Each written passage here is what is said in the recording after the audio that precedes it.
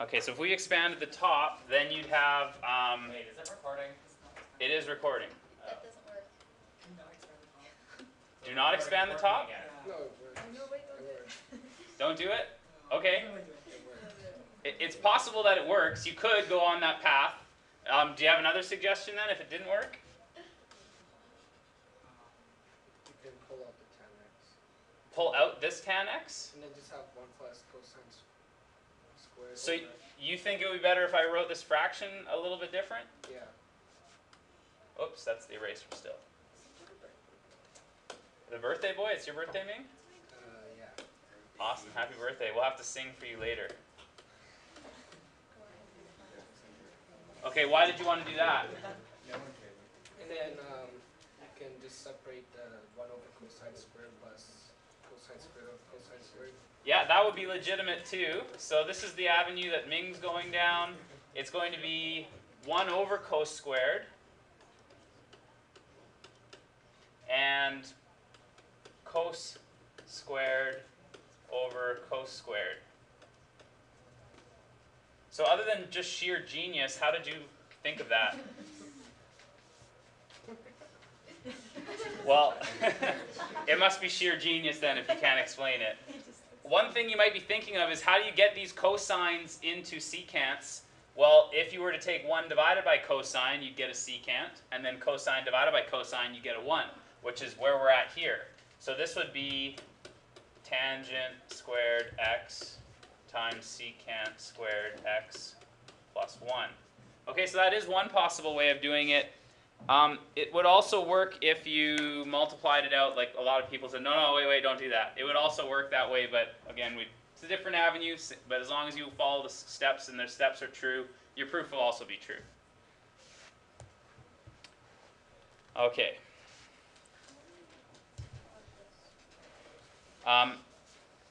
There's no harm in going back either, right? If you got stuck, if you're one of those people right now that's saying, okay, Mr. Joyce, I followed you right up to here, but I don't know what you did there. Give up and go to the other side again. Okay? I've got cosines on the right side and secants on the left side. So one thing we could have done here is we could have said that's like 1 over cosine squared x plus 1 times tangent squared x. And make a common denominator. You'll get 1 plus cos squared x. I'm running out of room quickly here, but over cos squared x. So now I have a common denominator. So that's going to be 1 over cos, it's going to be 1 plus cos squared x over cos squared x times tangent squared x. Okay, so in this case, we'll go like this. Okay, so in this case, they still line up, right? The left side equals the right side. You might have given up, go back to the left side. That's fine, as long as at the end of it, both sides are equal. Okay. So, another technique that we might use is known as the conjugate. Does anybody remember where they might have heard conjugate before? It would be like grade 10 that you would have heard it before. Can you give me an example, maybe? So it's like there's x plus 1 is conjugate would be x minus 1. Yeah, that's the way to think of it. If you guys forgot where you've seen it, this is where you've seen it before. Is it was like root 2 plus 1, you'd have multiplied this by root 2 minus 1 over root 2 minus 1. And I know because I taught some of you this in grade 10. But that's the conjugate here, okay? So conjugate, if it was root 2 plus 1, it's root 2 minus 1.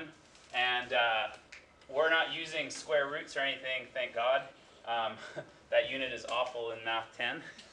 But we're going to be talking about 1 plus cosine, 1 minus cosine.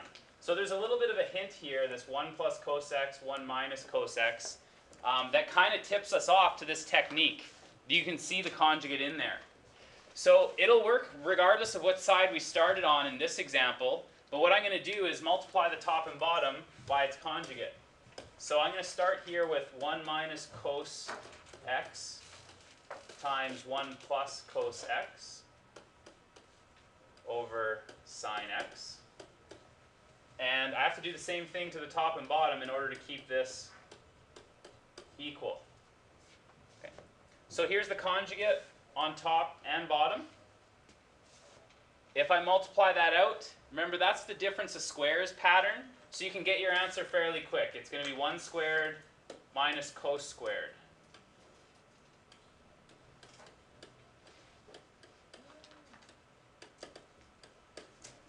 So what can we do now? Yes, DJ. 1 minus cos squared is equal to sine squared. Yeah, so I could call that sine squared.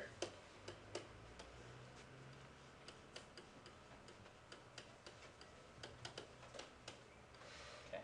And at this point, you got it beat. If you can make it this far, that will simplify to sine x over 1 minus cos x. And left side equals right side. Okay. So this would be a tough proof to come up with if you didn't start by introducing that conjugate. And the one thing that kind of tips you off is maybe you'll see both of the pieces, or maybe you'll see at least one of them.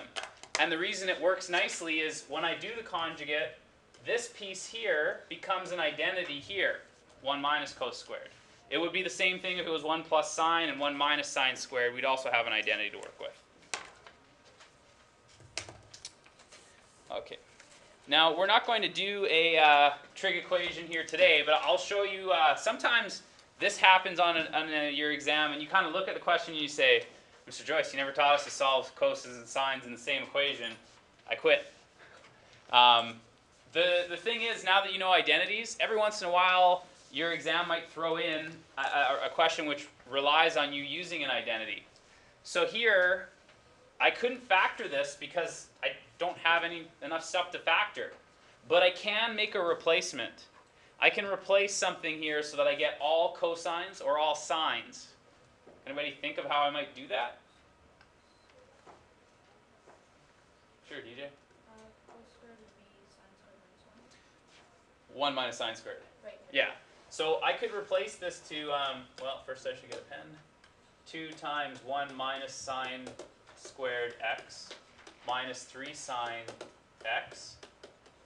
Okay. And that was using the Pythagorean identity there. If I expanded this, I'd have 2 minus 2 sine squared x minus 3 sine x equals 0.